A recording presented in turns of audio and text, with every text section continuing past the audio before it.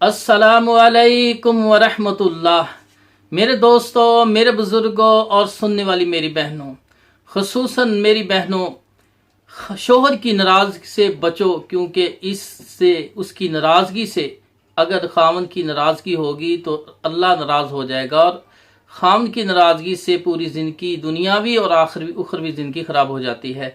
तो मेरे भाई, इस मसले में मेरी खुसूसन मेरी बहनें इस मसले में सुने सही हदीस। सही सैयदना अबू हुरैरा रज़ी अल्लाह ताला से रिवायत है कि रसूलुल्लाह सल्लल्लाहु अलैहि वसल्लम ने फरमाया, जब खामद बीवी से नाराज होकर रात गुजारे तो सुबह होने तक उस औरत पर फरिश्ते लानत करते रहते हैं। यह हदीस सही बुखारी हदीस नंबर है 323 और सही मुस्लिम किताबुल निकाह हदीस नंबर 1436 है। यानी बुखारी और मुस्लिम की मुत्तफ़क़ुन अलैहि रवायत है कि फरमाया कि जब खामद बीवी से नाराज होकर रात गुजारे। अब मियाँ बीवी की नाराज़गी हो गई है तो ताली तो दोनों हाथों से बजती है। यानी खामद की अगर गलती 40% है, औरत की 60% है। नाराज़गी जब होगी, खामद नाराज हो गया है अपनी बीवी से, तो इसी हालत में अगर औरत रात गुजारेगी तो अल्लाह के फरिश्ते उस औरत पर लानत भेजते रहेंगे, क्योंकि जो खामद होता है वो अल्लाह के रसूल फरमाते हैं वो घर वालों का हाकम होता है और हाकम की इताअत करनी चाहिए। तो यहाँ अल्लाह के रसूल सल्लल्लाहु अलैहि वसल्लम को ये अल्लाह ने हुक्म दिया है कि अल्लाह के रसूल फरमा रहे हैं कि औरत को ये हुक्म है कि अगर खामन नाराज है, रात को नाराज हो गए, तो औरत को मनाना चाहिए, ना कि यहाँ ये नहीं है कि दोनों नाराज हो गए रात गुजार, दोनों पर लानत नहीं है। फरमाया कि औरत पर फरिश्ते लानत करते रहते हैं। तो मेरी बहनों, जब इस तरह कोई मामला हो जाए तो इसमें पहल करनी खामद को राजी करने में, तो ये गोया तुम खामद को राजी नहीं कर रहे, अल्लाह उसके रसूल को राजी कर रही हो। अल्लाह उसके रसूल के हुक्म की वजह से उसको मनाना है और आप अपने अपने आप को उससे कम शो करना है, यानी नीचे गिरना है उसके, या उससे माजत करनी है। क्योंकि खामद तो नाराज है, वो तो तुम्हें उस वक़्त तुम्हें अच्छा नहीं लग रहा, लेकिन उसको मनाना है और अपने आप में लचक पैदा करनी है। किस वजह से? कि अल्लाह और उसके रसूल ने फरमाया है, तो इसमें तुम्हारे लिए अज्र व सवाब है।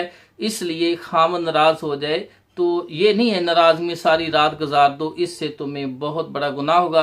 क्योंकि जो अल्लाह और उसके रसूल का वाज़ेह हुक्म आ जाने के बाद फिर अपनी मर्जी करे, अपने आप को सही कहे, तो अल्लाह पाक फरमाते फल यहज़रिल्लज़ीना युखालिफूना अन अमरिही अन तुसीबहुम फितना औ युसीबहुम अज़ाबुन अलीम। कि अल्लाह और उसके रसूल की जो नाफरमानी करते हैं, करीब वो किसी आजमाइश में मुब्तला होंगे या दर्दनाक अजाब से वो बच जाएं कि उन्हें बहुत बड़े अजाब में मुब्तला किया जाएगा।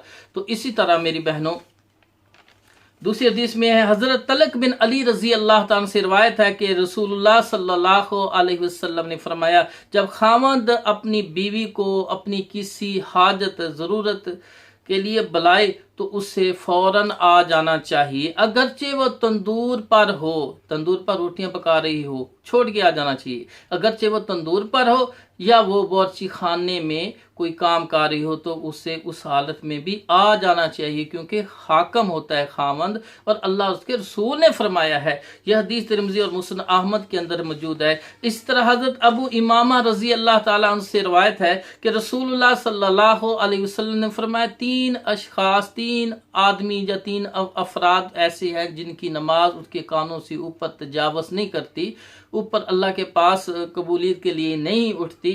उनमें से एक है भागा हुआ गुलाम, जब तक वो वापस पलट ना जाए।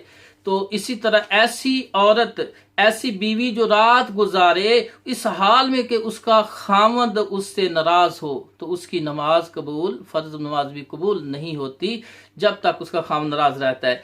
इसी तरह ऐसा कौम का इमाम जिसके मुक्तदी उसे नापसंद करते हों, सारे मुक्तदी उसको नापसंद करते हो, फिर भी वो नमाज पढ़ाता है, डटा रहता है। तो मेरे भाइयों, अबू दाऊद मुस्नद अहमद के अंदर हदीस है। तो इस हदीस में भी बीवी को अपने खामद से सुलह करने में पहल करनी चाहिए, उसको खुश करने की कोशिश करनी चाहिए अल्लाह उसके रसूल के हुक्म की वजह से। तो इस तरह एक हदीस है, रसूलुल्लाह सल्लल्लाहु अलैहि वसल्लम फरमाया, कोई औरत अपने खामद के माल से उसकी इजाजत के बगैर खर्च ना करे।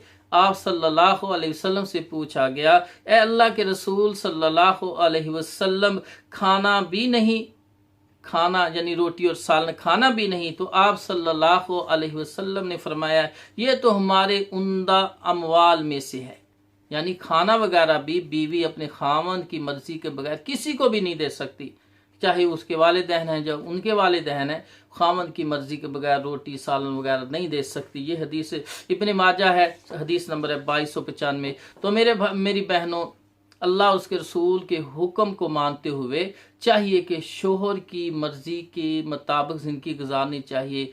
इसी में उसकी कामयाबी और कामरामी है, दुनियावी ज़िंदगी में भी इंशाल्लाह कामयाब हो जाएगी और उखरवी ज़िंदगी में भी। अल्लाह ताला से दुआ है अल्लाह हमें किताब और सुन्नत पर अमल करने की तौफीक अता फरमाए। व आखिरु दावाना अनिल हम्दुलिल्लाहि रब्बिल आलमीन।